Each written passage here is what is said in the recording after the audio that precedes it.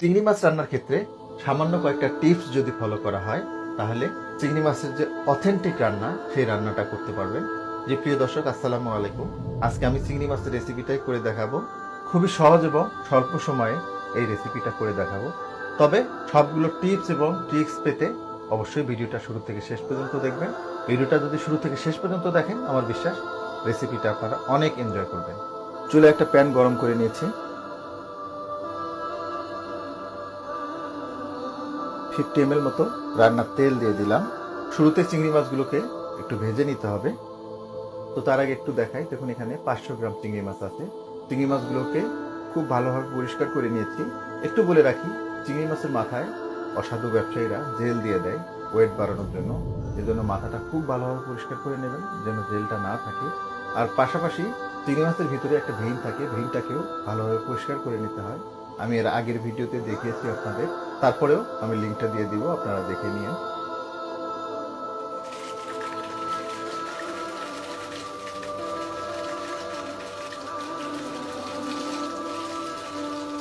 চিংড়ি মাছের দুই পাশটাকেই জাস্ট আমরা 2 মিনিট মতো ভেজে নিব।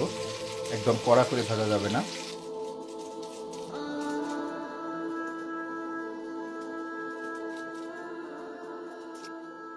একটা পাশ আমরা 1 মিনিট মতো ভেজে নিলাম, অন্য পাশটাকেও 1 মিনিট মতো আমরা ভেজে নিব। চিংড়ি মাছগুলো ভাজা হয়ে গেছে, এগুলো উঠিয়ে নিচ্ছি। একই প্যানে 1 কাপ মতো পেঁয়াজ কুচানো দিয়ে দিচ্ছি।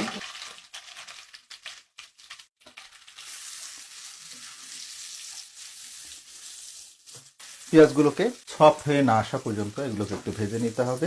মিডিয়াম হিটে পেঁয়াজগুলোকে প্রায় 3-4 মিনিট মতো আমি একটু ভেজে নিলাম। দেখুন এগুলো অনেকটাই সফট হয়ে আসছে। এখন এখানে 1 চা চামচ মতো রসুন বাটা দিয়ে দিচ্ছি। 1 চা চামচ আদা বাটা,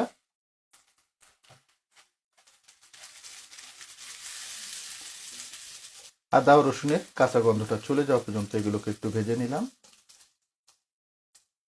এখন দিচ্ছি হলুদের গুঁড়া, 1.5 চা চামচ মতো হলুদের গুঁড়া দিয়ে দিলাম। দিচ্ছি শুকনো মরিচের গুঁড়া, 1 টেবিল চামচ মতো দিয়ে দিলাম। তারপরে ঝালটা আপনারা আপনাদের স্বাদ মতো অ্যাডজাস্ট করে নেবেন। দিচ্ছি 1/2 চা চামচ জিরার গুঁড়া,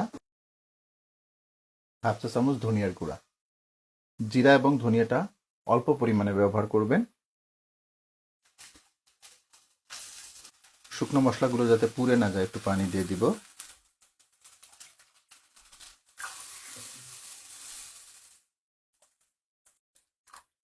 এক কাপ মতো পানি দিয়ে দিলাম। লবণ দিয়ে দিচ্ছি, 1/2 টেবিল চামচ মতো দিয়ে দিলাম। লবণটা একটু বুঝে দিতে হবে, কেননা মাছগুলো ভেজে নেওয়ার সময় আমরা লবণ দিয়েছিলাম। এই জায়গাটাতে খেয়াল রাখবেন, চিংড়ি মাছ রান্নার সময় মশলাগুলোকে খুব ভালোভাবে ভুনে নিতে হবে। অন্যান্য রান্নার সাথে চিংড়ি মাছ রান্নার পার্থক্য এটাই, চিংড়ি মাছ রান্নাটায় মশলাটাকে আলাদা করে আগে ভুনে নিতে হয়। কেননা চিংড়ি মাছ দিয়ে দেন এটা ভালোভাবে ভুনে নেওয়া যাবে না, কেননা চিংড়ি মাছ দীর্ঘ সময় রান্না করতে হয় না। দীর্ঘ সময় রান্না করলে এটার জুসিনেসটা চলে যায়, পাশাপাশি এটাতে একটা রাবারি ভাব চলে আসে। ঢাকনাটা লাগিয়ে দিচ্ছি। আর চুলার জালটাকে মিডিয়াম এবং লোয়ের মাঝামাঝি রাখবো। ততক্ষণ পর্যন্ত মশলাগুলোকে কষিয়ে নেব, যতক্ষণ পর্যন্ত না এটা থেকে খুব ভালোভাবে তেল ছেড়ে না দিচ্ছে। মিডিয়াম লো হিটে মশলাটাকে প্রায় 10-12 মিনিট আমি কষিয়ে নিলাম। দেখুন মশলাটা থেকে খুব সুন্দরভাবে তেলটা ছেড়ে দিয়েছে। পেঁয়াজগুলো অলমোস্ট গলে গেছে। দেখুন 10-12টা কাজু বাদাম আমি পেস্ট করে নিয়েছি। বাদাম পেস্টটা দেবেন, তাতে গ্রেভিটা যেমন অনেক সুন্দর আসবে, সাথে মাছের স্বাদটাও কিন্তু অনেক গুণ বেড়ে যাবে। তবে কাজু বাদাম যদি হাতের কাছে অ্যাভেলেবেল না থাকে, সেই ক্ষেত্রে নর্মাল যে আমরা চীনা বাদাম খাই সেটাও দিতে পারবেন। জাস্ট বাদাম হলেই হলো। দেখুন বাদাম বাটাটা দেওয়ার পরে এটা কিন্তু থিকনেসটা অনেক গুণ বেড়ে গেল। আরো 1 কাপ মতো পানি দিয়ে দিব। নিশ্চয়ই খেয়াল করেছেন, পানি কিন্তু আমরা 2বার দিলাম। প্রথমত পেঁয়াজ এবং অন্যান্য মশলাগুলোকে আমরা ভুনে নিয়েছি, এরপরে বাদাম বাটাটা দেওয়ার পরে আবার পানি দিয়ে আবার এটাকে ভুনে নিতে হবে। এর মেইন কারণ, চিংড়ি মাছটাকে আমরা দীর্ঘ সময় রান্না করব না। বাস এটাতে জাস্ট একটা বলক আসা পর্যন্ত আমরা ওয়েট করব। বাদাম বাটাটা দেওয়ার পরে মশলাগুলোকে আরো 2-3 মিনিট মতো আমি জ্বালিয়ে নিলাম। দেখুন একটা বলক চলে আসছে।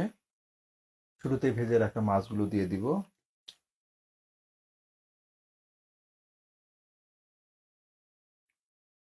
জাস্ট ফ্লেভারের জন্য 4টে কাঁচামরিচ ফালি করে নিয়েছি, এটা দিয়ে দিচ্ছি।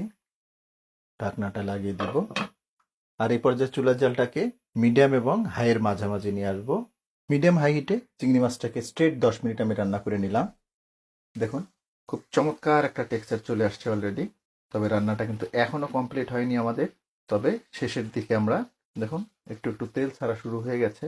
যখন তেলটা খুব ভালোভাবে ছেড়ে দেবে তখনই কিন্তু আমাদের রান্নাটা কমপ্লিট হয়ে যাবে। আর একটা বিষয় বলে রাখি, যদি বাদাম বাটা ব্যবহার করেন তাহলে এই সময়টাতে ঢাকনা উঁচু করে কয়েকবার করে নেড়ে দেবেন, আদারওয়াইজ এটা কিন্তু তলায় লেগে যাবে। ঢাকনাটা লাগিয়ে দিব। আর এই পর্যায়ে চুলার জালটাকে একদম লো করে দিব। আর একদম লো হিটে চিংড়ি মাছটাকে জাস্ট 3 থেকে 4 মিনিট আমরা দমে রাখবো। একদম লো হিটে চিংড়ি মাছটাকে 3-4 মিনিট আমি দমে রেখেছিলাম। এবার দেখুন মিরাকলটা কত চমৎকার ভাবে তেলটা ছেড়ে দিয়েছে। দেখুন এর কালারের টেক্সচার, গ্রেভিটা দেখুন একদম পারফেক্ট গ্রেভি। গরম ভাত কিংবা পোলাও, সাথে এরকম চিংড়ি মাছ ভুনা, নিশ্চয়ই বুঝতে পারছেন খাওয়াটা কোন লেভেলের হবে।